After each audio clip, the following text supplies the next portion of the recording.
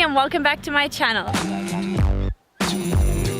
Today we're doing a behind the scenes vlog of a really exciting project I have coming out next week. It's going to be an interview with a guy about why we don't need to go to the gym. So today we're going to be playing around with some light, and I thought I'd take you guys along with me and show you how I do it. I'll see you guys in a bit. Bye! These are all of the extension cords I had to go home to collect. We arrived here and then we solidly realized we had absolutely no extension cables and no T-prong adapters.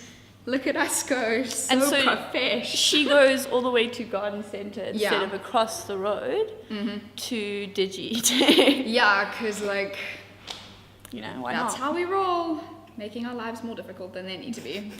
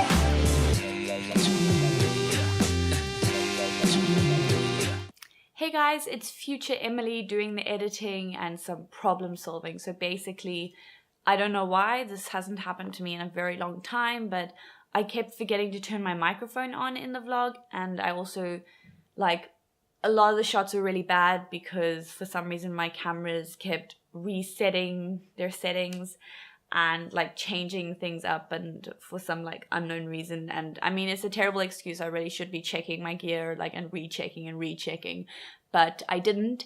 And so a lot of the footage is kind of unusable and just really terrible in general. So I'm going to be doing a little bit of like a explanation now of what I said in the vlog but didn't have my mic on or wasn't really clear.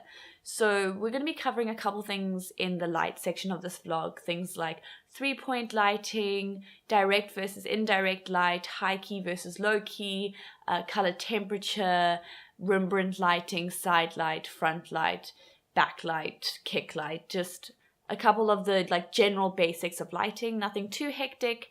And yeah, so I hope that this vlog isn't too terrible, and some of it's going to be little diagrams, I think, but most of it I'll try use the footage that I did get so you can see examples. So the first thing we're going to talk about is the 3-point lighting system, and I like to think of this as a 3-point lighting triangle.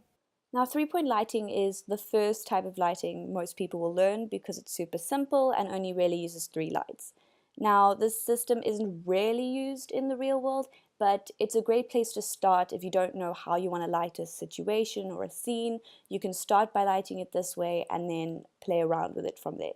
So the first point in our 3-point lighting triangle is the key light. This is our main source of light. It is responsible for illuminating a subject and for exposure.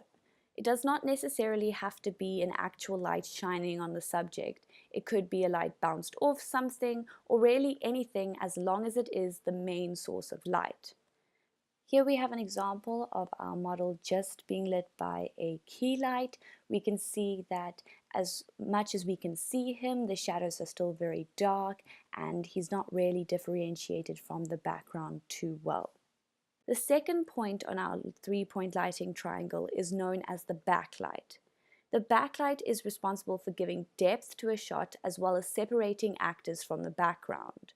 So here's an example of us just lighting our model with a backlight, so you can see that it creates quite a silhouetted effect and it does clearly differentiate him from the background. So if we were to turn the key light back on, we can see the difference between just a flat image and an image with more dimension. The third point of the three-point lighting triangle is known as the fill light, and as the name suggests, its function is to fill the dark areas and shadows in a shot. It is very rare for something to be entirely black. One's eyes naturally fill dark spots of what one is looking at because of their high dynamic range. The human eye can see about 30 stops of light. However, at best, a camera can only see about 15 stops of light. This means that though the human eye can see into shadows pretty easily, a camera cannot, and thus a fill light is often utilized to make a scene seem more natural. So here we can see the full effects of three-point lighting. So we have our key light, we introduced our backlight, and now we introduce a fill light, which just fills out those shadows, makes the image a little bit less dramatic and a little bit more natural. We created this fill light by bouncing the key light off of a white surface onto our actor's face. This created a nice soft light which wrapped around his face and filled the shadows, just making the image seem much more natural to the eye. Okay, so now feels like a good time for me to clarify what soft light and hard light are, or diffused light and direct light. So basically the best example I can give is if you think of the daytime, if you have a bright sunny day, the light you're going to see is very harsh light, it's direct light, it's hard light. And this is because the light that hits every object is casting very harsh shadows. You can see it on me right now, it's one point lighting, so this light doesn't wrap around my face, it casts a hard shadow. Whereas diffused light, you're going to see that more on an overcast day. So that's when the light wraps around everything, it looks a lot softer, there aren't any harsh shadows. So if I'm talking about soft light, it means that the light is wrapping around things and there's no hard shadow. And if I'm talking about direct light, it means that the light is like very directional and there's often very harsh and like solid shadows. So let's talk a little bit about Rembrandt lighting, which is a very popular lighting technique due to its ability to be able to create a very cinematic and natural look with minimal equipment. So all you need is one light and one fill, or one light and one reflector to create this look. To create Rembrandt lighting, what one does is light one side of your actor's face and allow the other side to fall into partial shadow. What this does is create a triangle of light under the eye on the shadowed side of the face.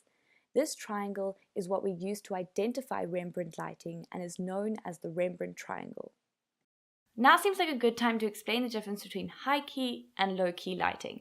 So high key lighting implies that there's a lot of white tones and it's just a very bright and flat image. If you want to make an image more high key, what you're basically doing is making the whites in the image even whiter and then making the midtones white. So basically the image has a lot of whites, very few midtones, and very few, if any, blacks in the image. It's a very flat image. It's the kind of image you're going to see in comedies and things like that, more upbeat.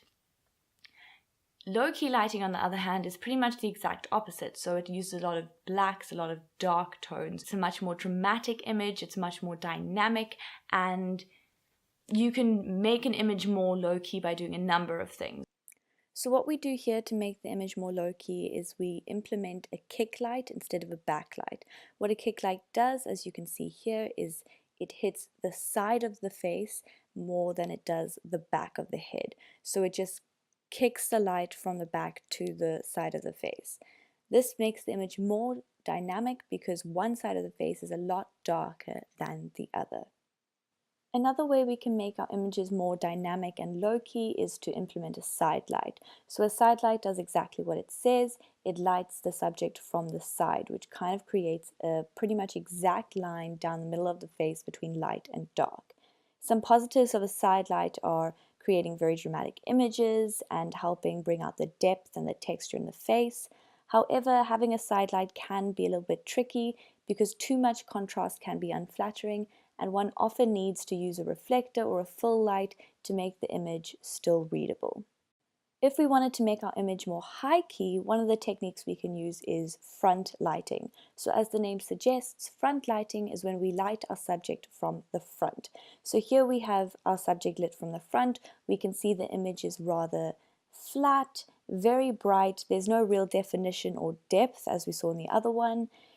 So now getting into a little bit of broadside versus short side lighting. Here we can see broadside lighting. It's when we put the camera to shoot our actor from the side where the light is hitting his face. What this does is it makes the actor look more broad. It's a slightly less flattering image and it's not very commonly used. Here we have an example of short side lighting, which is the exact opposite. We place the camera on the opposite side to which the light is hitting their face.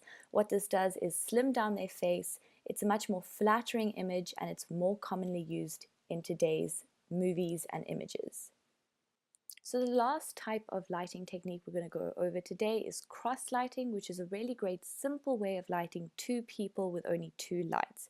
So basically what you do is you get these people to face each other and you place a light behind each of them. These lights then act as a key light for one of the people and a backlight for the other. Thus, by only using two lights, we've got a key light and a backlight for each of the people in our scene.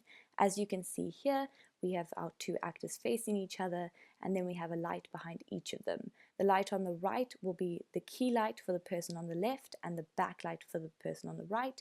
The light on the left will be the key light for the person on the right and the backlight for the person on the left.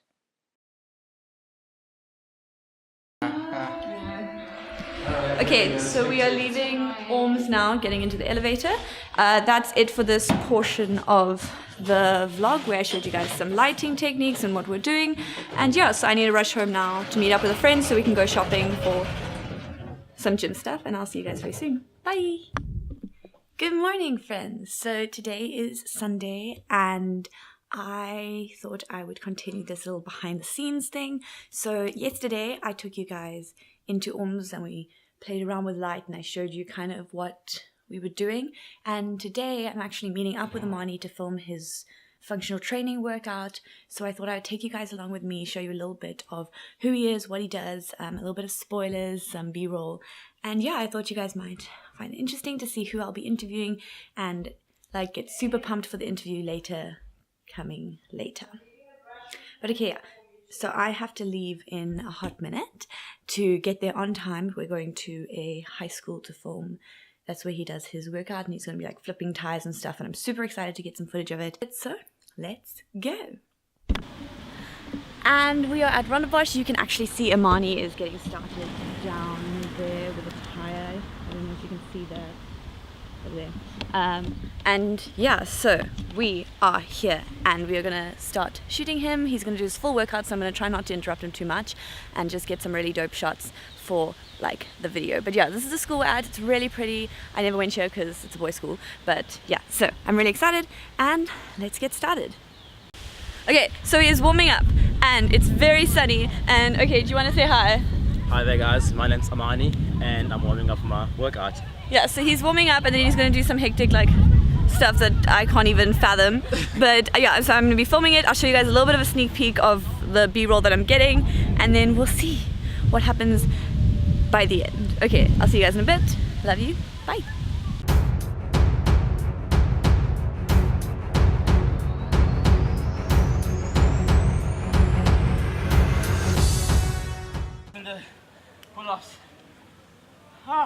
Okay, so hopefully you can hear me.